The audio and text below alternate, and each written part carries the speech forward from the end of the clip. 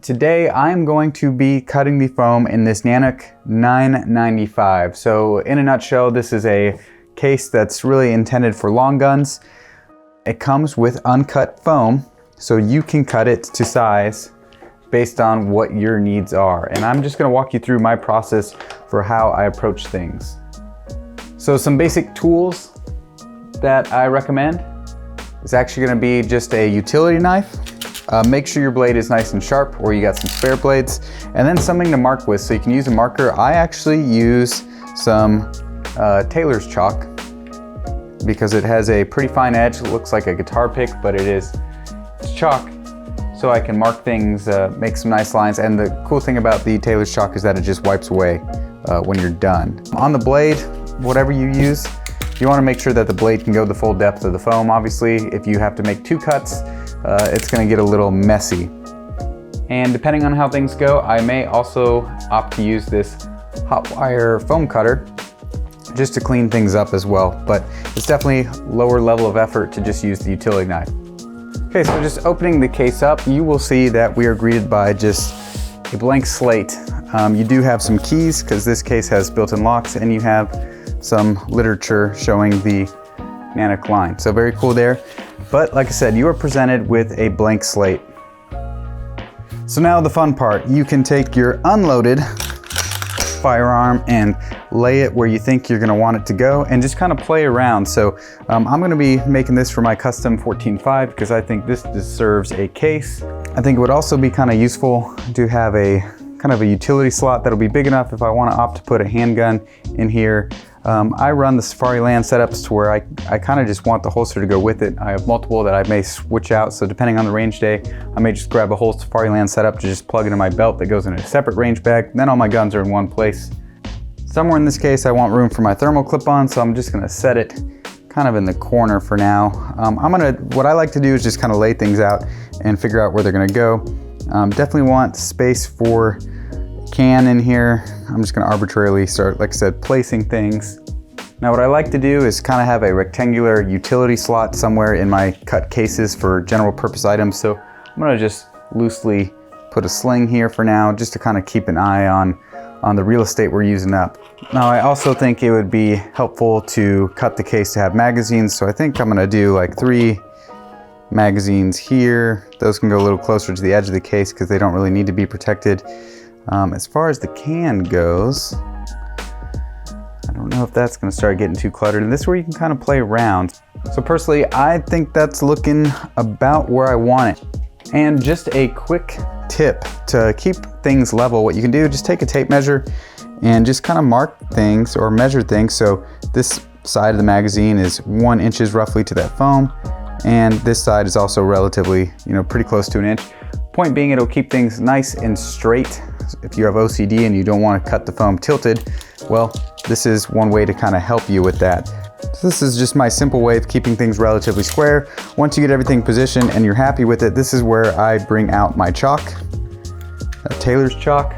And what you want to do is get a relatively tight line to what you want to cut so that you don't have too loose of a fit. And with this tailor's chalk, you can see that I don't have to press super hard,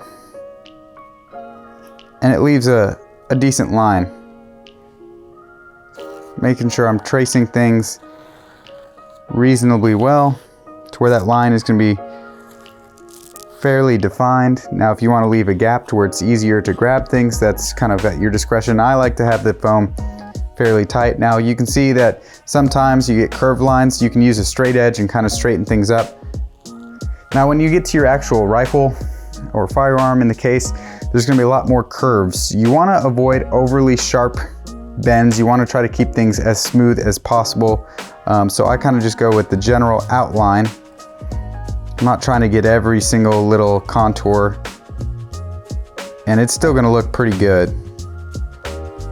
So I'll probably try to round this when I'm cutting. So just keep that in mind. It's okay if I go, honestly, for me, straight across where this buffer tube is. It'll give me kind of a purchase when I want to get that out of the case. And just making sure I got a reasonable outline. And I'm relatively happy with that. I'm going to go ahead and fill in some of the spaces where I didn't quite trace good enough around that optic region. Like I said, I just kind of want a general purpose utility slot, so to make it easier, I'm just gonna grab this cardboard box that I have, because it's roughly the width of that handgun I want to make a cut for. I want to leave myself a little future-proof real estate in case I swap the cans out and it's maybe a little longer. Same thing, I really want to make sure, since it's a rectangular cut, that it's relatively square. I'm gonna scoot it over, get a little closer to the edge of this foam, maximize the space in here, connect those lines. Now we have a decent rectangle. And for the pistol, honestly, what I'm gonna do is probably just do one big box, because what this will do is let me tuck some magazines there with the pistol. And if I throw the whole holster in there, then it'll keep things from banging against each other that I don't want to bang against each other. So now that we have things mostly mapped out, what I like to do is just clean things up, because once you cut it, there's no going back. So I just use what I can as a general straight edge.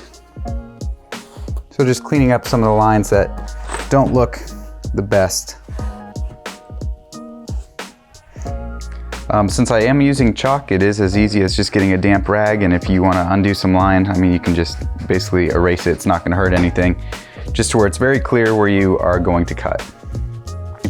If you want to get really tidy, so this is exactly 2-inch line apart there, 2-inch line there, just making sure things are generally square. But otherwise, I'd say this is pretty good. Obviously, you can place things back, make sure it's exactly the way you want them before you start cutting. So this is a case that has 2 layers of foam.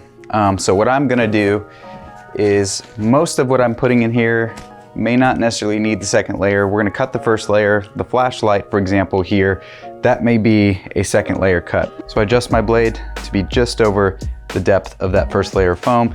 There may be a few nicks to the layer below, but it's the second layer. It's not really gonna show up too much or really hurt anything. And then I just kind of pick a corner.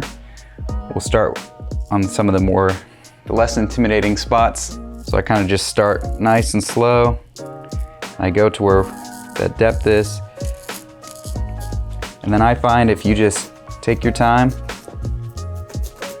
kind of do some light saw motions, it's going to be very important to use a nice sharp blade. And then follow along your lines. So when we meet at that corner, I just kind of make sure it is truly cut, and then I'll turn the blade around the other way and just work my way to the other corner and repeat the process.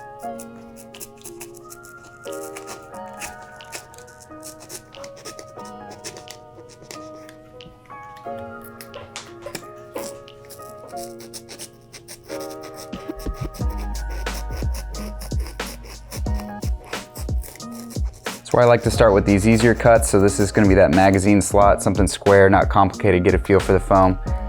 And then I just kind of yank it out. If anything's caught, I don't recommend you tear it, just kind of pull it back and just kind of finish off. Since I set that blade depth just shallow, it may not go through all the way on the bottom. The good thing is, a lot of this stuff is not going to be visible from the top side.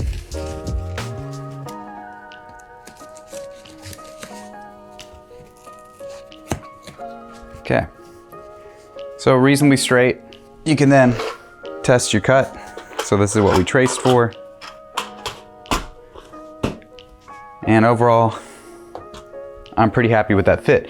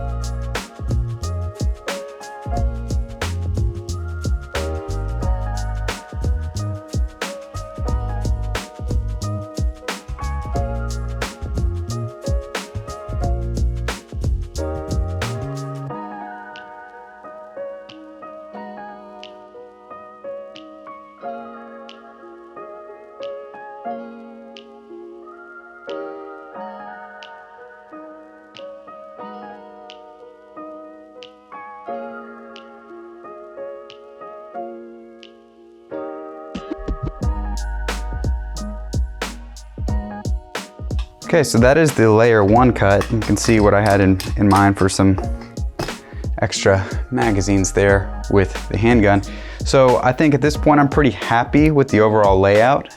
There's maybe some future space here, maybe some additional real estate here. I left a little bit on both sides of this can in case I ever want to swap cans. Also, I left some intentional room for the muzzle device because if that changes, I want to make that future proof.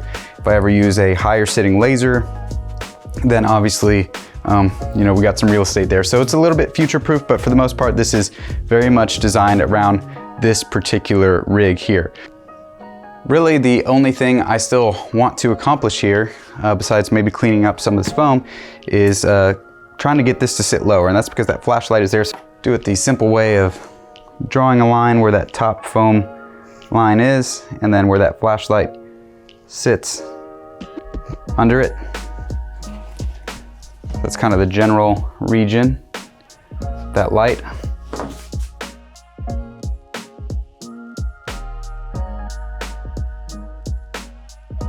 Now, if we want to get fancy, because we definitely have the depth now for that light, but we could cut this piece of foam down the middle,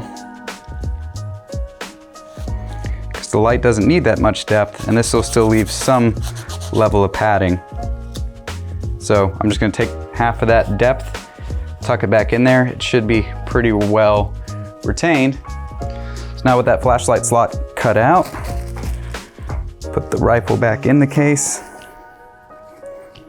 and hopefully it's evident to you guys, but it is sitting a lot more flush.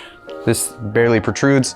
I'll just check and make sure the case closes without me even having to force it down. So I don't think there's any need to cut things down further. Everything is sufficiently padded. I'm not forcing that foam to compress overly hard to where things are going to be bouncing against the hard walls of the case itself.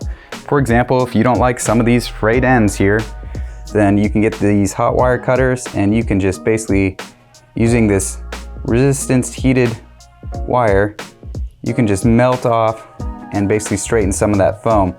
Now you can see it is smoking, so I recommend you do it in a well-ventilated environment. This foam just melts away right at the second you touch it, and it'll straighten up and clean up any of those edges that are giving you a little bit of heartache if you have some knife fray.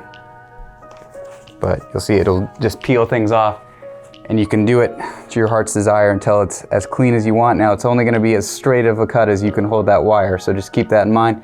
You might make it worse, you might make it better, but just letting you know what tools exist to clean things up even further. So there you have it. This is how I personally cut my foam on cases. Just keep in mind the real estate that you have to work with, kind of thinking of things to future-proof it, like maybe different muzzle devices in the future, different suppressor lengths, and where you may want to put accessories like magazines, slings. So this is, like I said, my pro tip for you guys is a general purpose slot. So something like slings, I can drop in an extra flashlight that's on a QD mount, you name it. This is kind of my dump section. I could also just remove, if I don't need the handgun to be in here, then I could remove that, put some ear pro, whatever. Sky's the limit. You got a lot of real estate to work with. This is obviously set up for a single rifle with some bonuses. So that's what I had for you guys today. Hopefully this was helpful. Ultimately, at the end of the day, there is no right or wrong. It's just what works for you, and this is what works for me. So if you found this helpful, then go for it. If you have better ways of doing it, then have at it as well. But thanks for taking the time to stop by and watch this video, guys.